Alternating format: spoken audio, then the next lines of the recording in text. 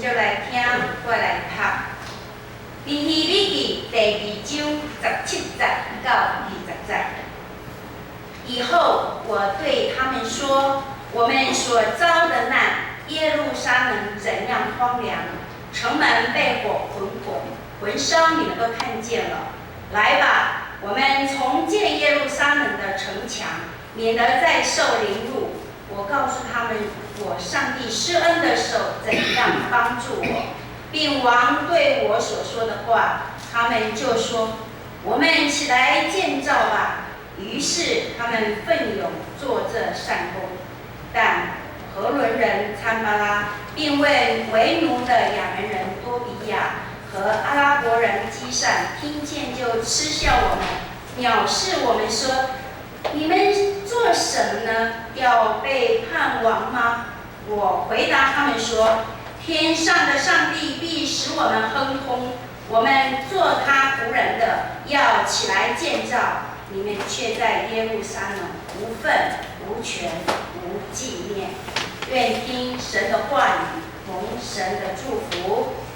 咱将时间交给一节牧师，伊的题目是“互教会正做教会”。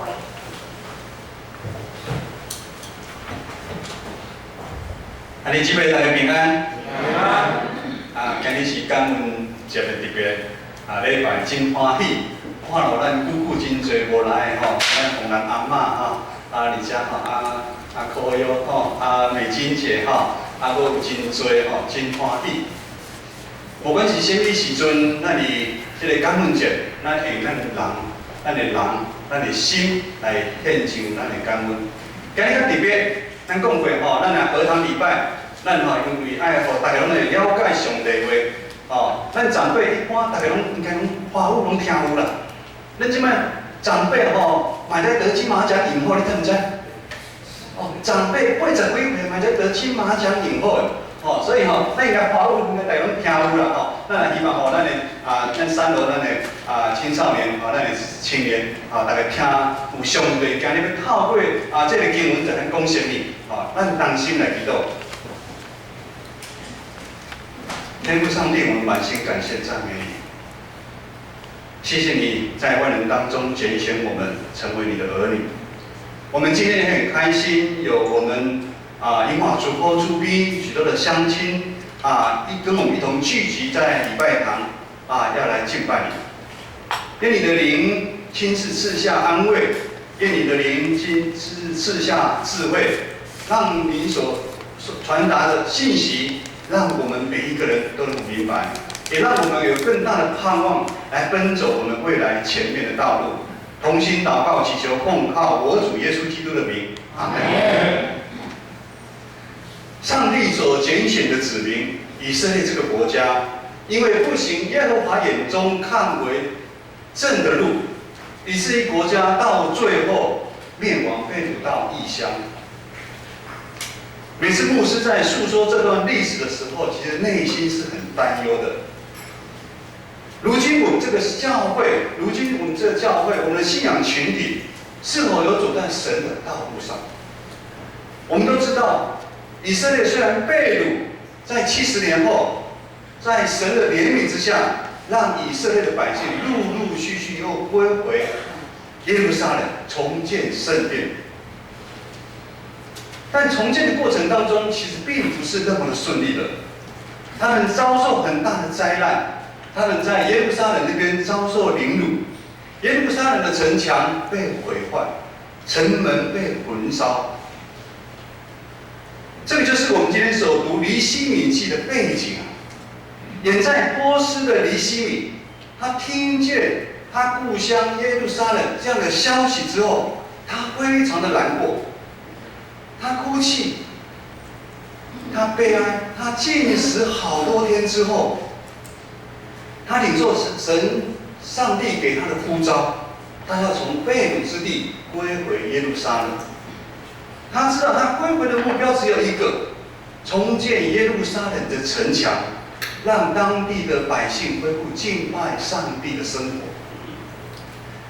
其实从以前到现在，在信仰团体里面的征战、攻击永远多战。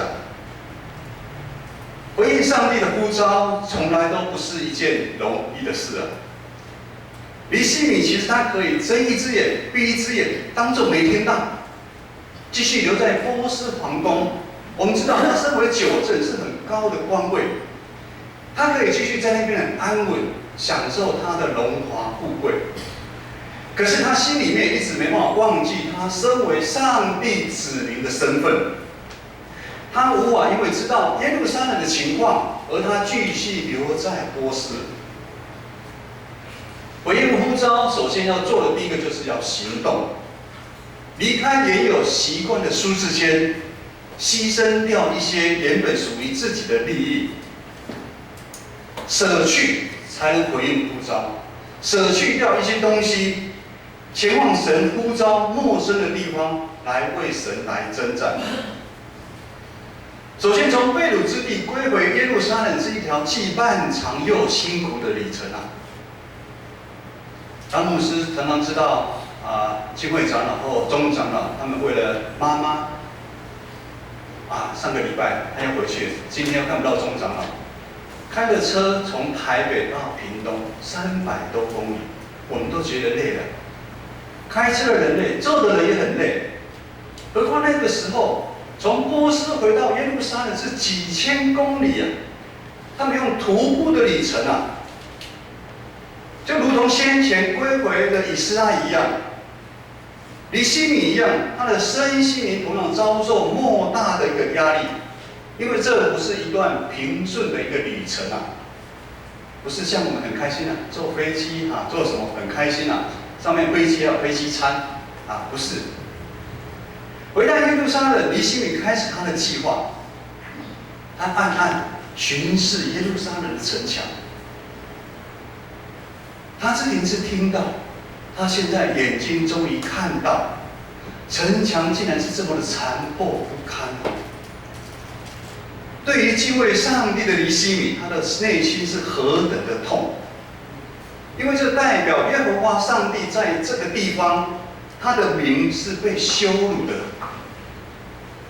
也就是在那个耶路撒冷，其他的神明是会透去说，你们的神明就是没有保护你，你们耶路撒冷才会城墙那么破旧，城门被焚烧。牧师常有机会参加许多教会牧师的封牧或就任的礼拜。最近参加一个礼拜，听到台上的代议长老在报告的时候泪流满面的在说，教会已经5年没有牧者了，教会已经4分5裂，信仰的火已经快熄掉了。感谢主，差派新的牧者来到当中牧养我们。其实牧师对这间教会有一些的了解，牧师也受邀去讲道了几次。这间教会充满了许多的流言，派系之间的斗争，吵吵闹闹。看不下去的弟兄姐妹，其实早已经走了一半了。教会如同耶路撒冷的城墙，早已残破不堪，充满许多的破口。教会已经失落基督教会的样貌，教会不再是教会。牧师每一次去讲道的时候，其实内心都非常的沉重，也仿佛此刻可以稍微体会尼希米，当他回到耶路撒冷，看到城墙残破不堪的那种心境啊。但我们知道，当有新的牧者来，教会就一定会被复兴吗？我们这边那么多信仰的前辈，因为经历好多代的牧者，事情绝对没有那么容易啊！代志绝对不是这么简单的。因为他们在2年前也曾经有一位传道师来到他们的教会牧养他们，但是只待了1年就离开了。教会要复兴，教会要建造，真的不是一件容易的事啊！当教会内继续充满着耳语，充满着闲言闲语的攻击，弟兄姐妹彼此之间的关系就会不断的被撕裂、被伤害。就如同今天的经文2章19节，何伦人参巴拉，并为奴的亚门人多比亚和阿拉伯人基散，听见就耻笑我们，藐视我们说：你们所做的这事是什么？要背叛王吗？经文第2章第19节将攻袭尼希米的敌对者指名道姓的说出来，就是这3组人马。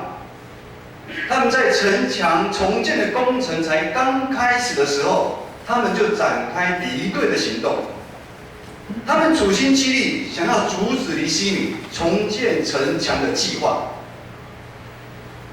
重建才开始，尼希米就四面受敌。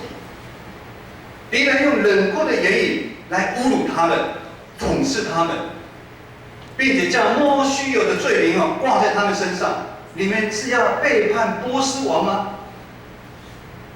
用恐吓的手段威逼尼希米及犹太参与做工的犹太的工人，要让他们惧怕，让他们可以怎么样知难而退。雅各书3章5到6节这么说：舌头虽是肢体中最小的，却能够说大话，如同最小的火能点燃最大的树林。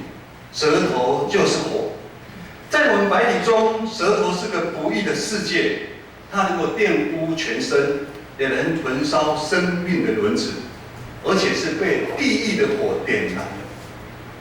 我们常常听到许多新闻报道，一点点的火不小心就引起很大的火灾，造成严重的损失跟人员的伤亡，真是让人害怕。而舌头又常常如火一样，被很多人当作用攻击的武器，杀伤力是非常的强啊。我们舌头常常可以挑拨离间啊，甚至一句话就刺痛一个人的心啊。这些参与城墙的犹太百姓，胆怯的人听了怎么样？会惊慌害怕，他们就失去重建圣殿的信心。如今的教会，除了被世俗化价值观影响左右之外，最大的伤害便常常来自我们内部原已的伤害。弟兄姐妹，这是魔鬼的计谋，因为连魔鬼也知道。我们基督徒常常最自豪的一点是什么？我们可以用我们的舌头大声赞美主。我们常常挂在嘴巴就是一句话，就感谢赞美主，感谢主，赞美主。可是也有少部分的弟兄姐妹，因着内心的贪婪，放纵自己，骄傲，甚至一些嫉妒，这个自私的行为来蒙蔽了。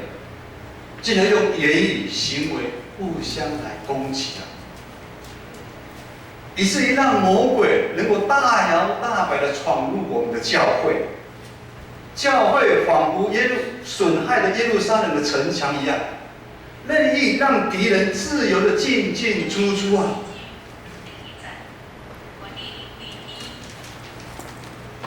当教会的城墙破了，敌人自由进进出出，那个教会还是教会吗？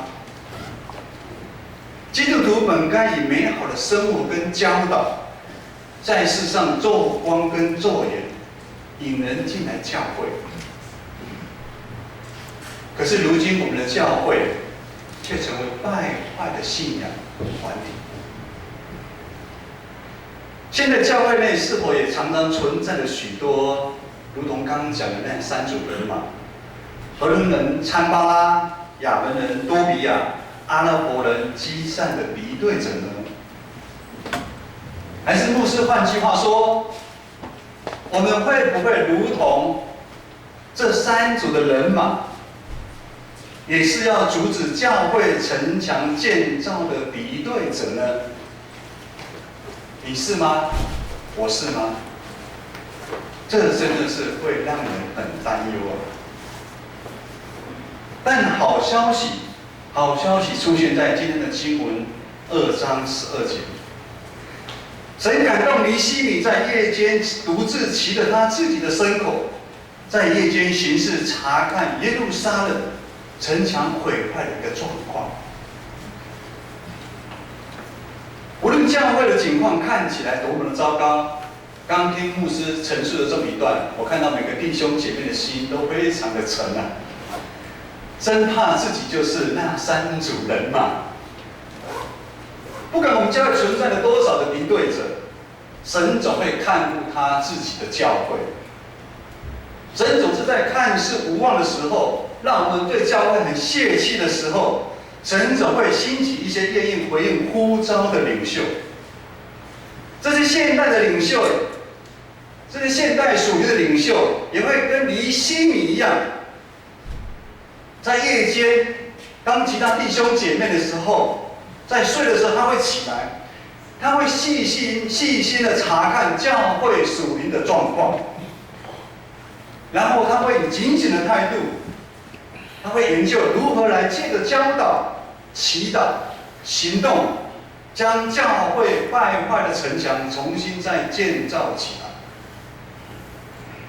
弟兄姐妹，这是一个万民皆祭司的年代，每一个弟兄姐妹，每一个基督徒，应该都要忧虑，都要关心我们属灵教会的情况。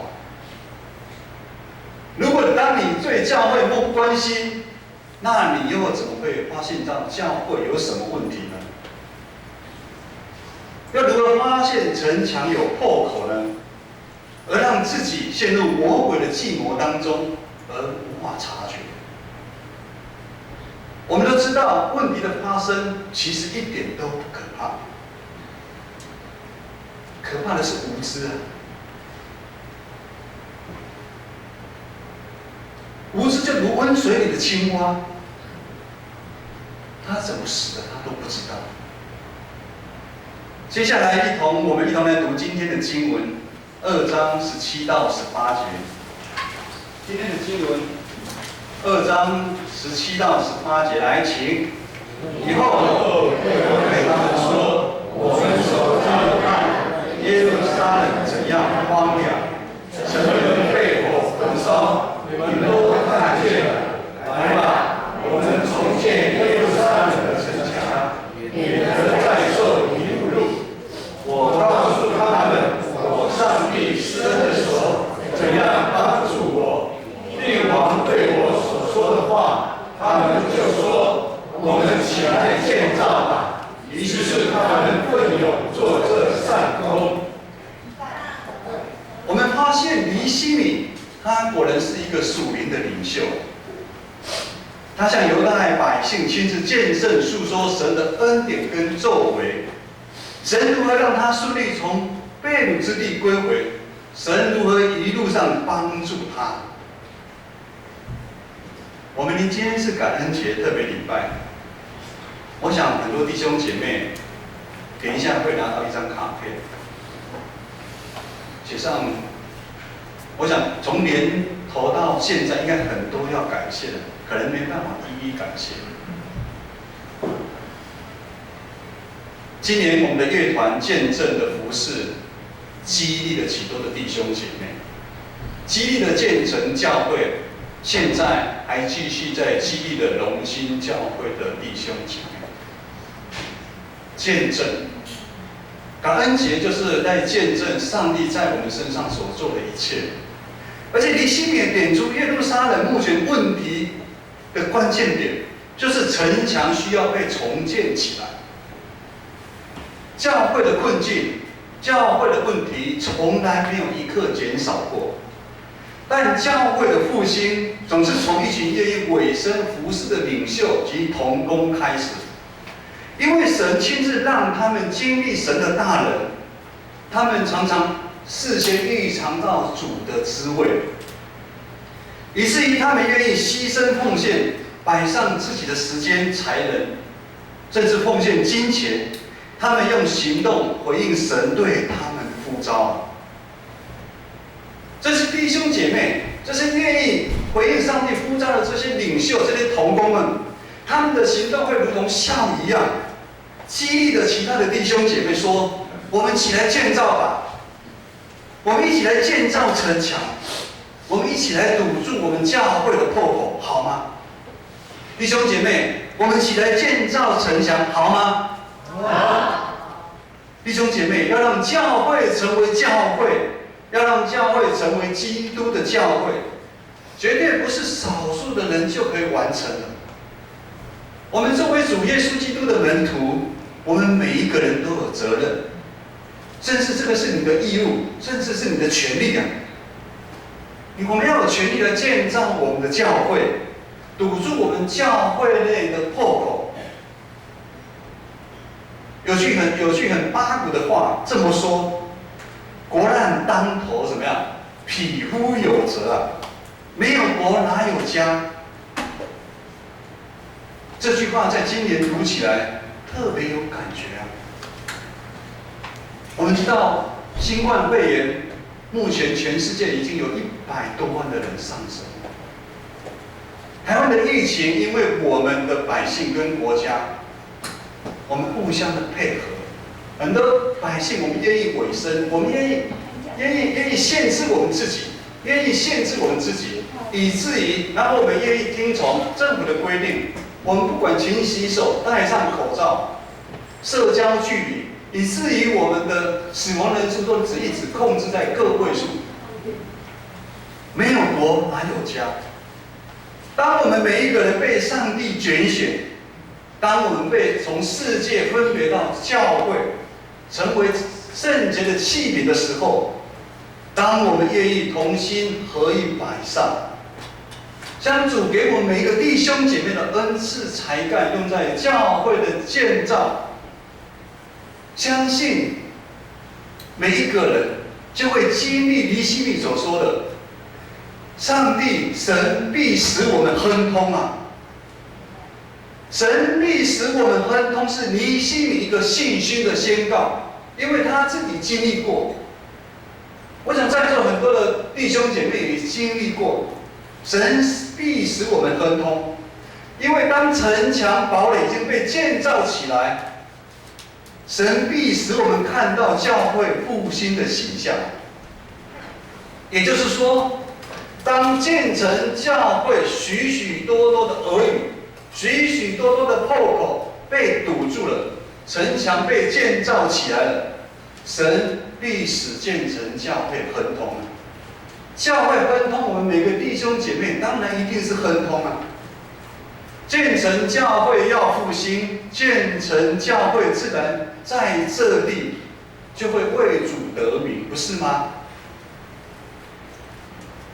感谢主，在建成过去的3年当中，虽然有许多的挑战、试炼在我们当中，在信仰的群体当中，难免会有意见、想法、角度、观念差异而引起的一些纷争。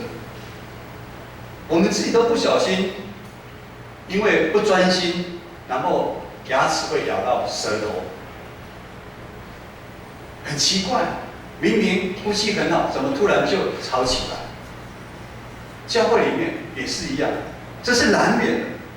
因为怎么样？我们都不是完全的人啊。我们不要把我们弟兄姐妹当作都是完全的人啊。因为怎么样？我们自己都不完全。虽然我们有那么多的灾难、挑战、试炼在当中，但却因为有许多属灵的勇士，他们愿意牺牲奉献，他们委身在各团契当中的服事。